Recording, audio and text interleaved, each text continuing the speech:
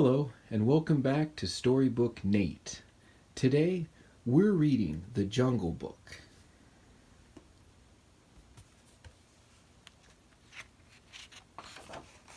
I suppose I should say Walt Disney's The Jungle Book.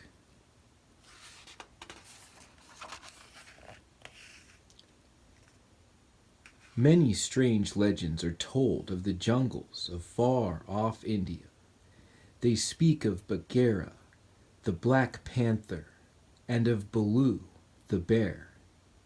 They tell of Kaa, the sly python, and the Lord of the Jungle, the great tiger, Shere Khan. But of all the legends, none is so strange as the story of a small boy named Mowgli.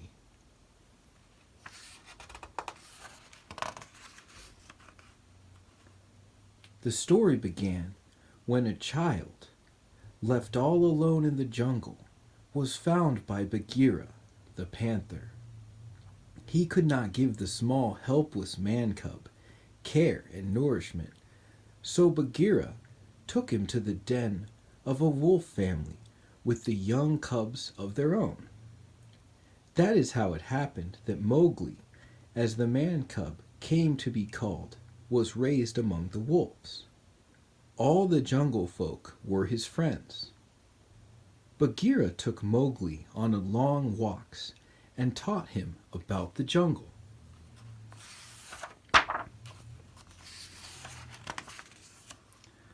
Baloo, the bumbling bear, played games with Mowgli and taught him to live a life of ease.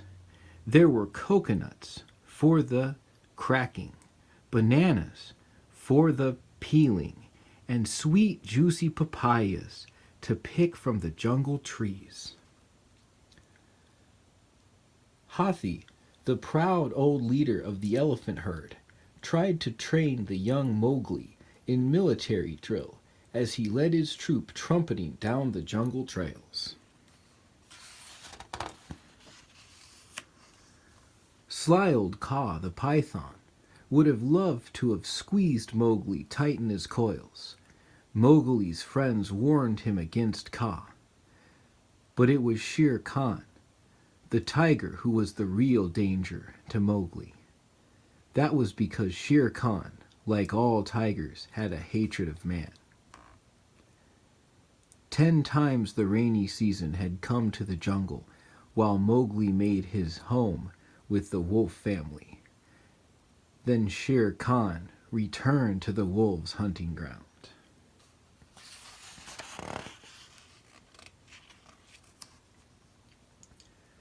The pack met at Council Rock at the next full moon. As you know, said Akela, the leader of the pack, Shere Khan the tiger has returned. If he learns that our pack is sheltering a man-cub, danger will be doubled for all of our families. Are we agreed that the man-cub must go? Out of the shadows stepped Bagheera the panther. I brought the man-cub to the pack, he said. It is my duty to see him safely out of the jungle. I know a man village not far away where he will be well cared for.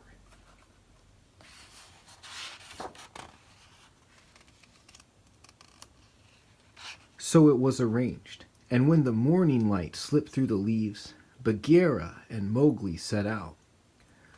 All day they walked, and when the rain night fell, they slept on a high branch of a giant tree.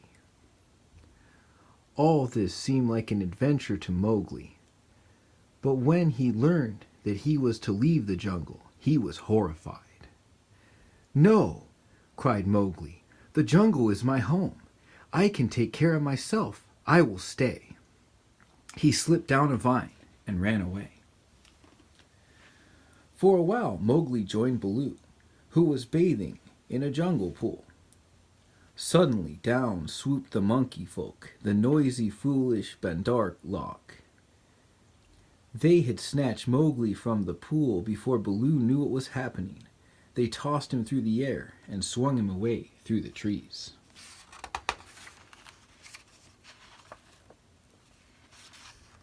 Off in the jungle, Bagheera heard Mowgli's cry and came running. "The monkeys have stolen Mowgli," gasped Baloo. Bagheera and Baloo raced off to the ruined city where the monkeys made their home. They found Mowgli a prisoner of the Monkey King. "Teach me the secret of fire," the Monkey King ordered Mowgli. "The magic of fire will frighten even Shere Khan. With it I shall be the equal of men. Until I know the secret, you are my prisoner." It took quite a fight for Bagheera and Baloo to rescue Mowgli that time, but the foolish boy just stomped and pouted and ran away again. This time his wanderings led him to where Shere Khan lay waiting in the high grass, smiling a hungry smile.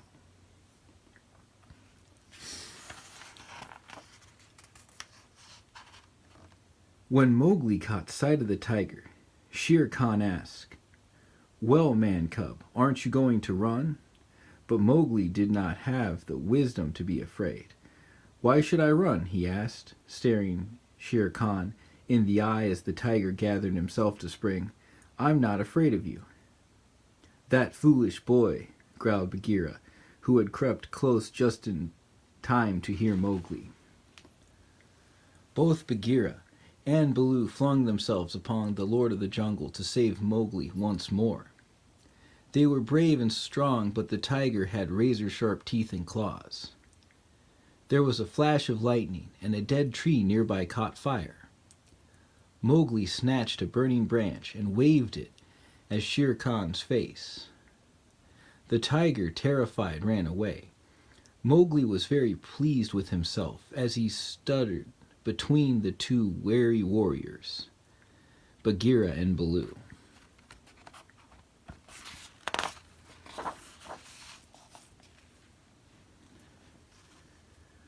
Suddenly, Mowgli stopped.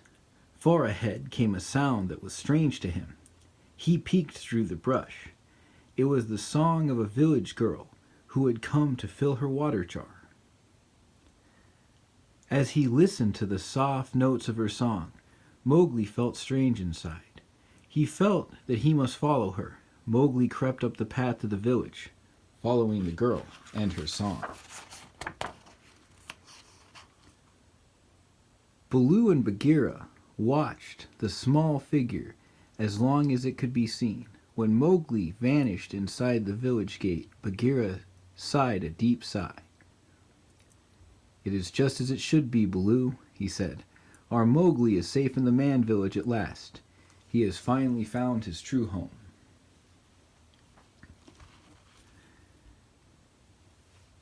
And now we are to my least favorite part of the book. No more book. Keep reading, and I'll see you next time.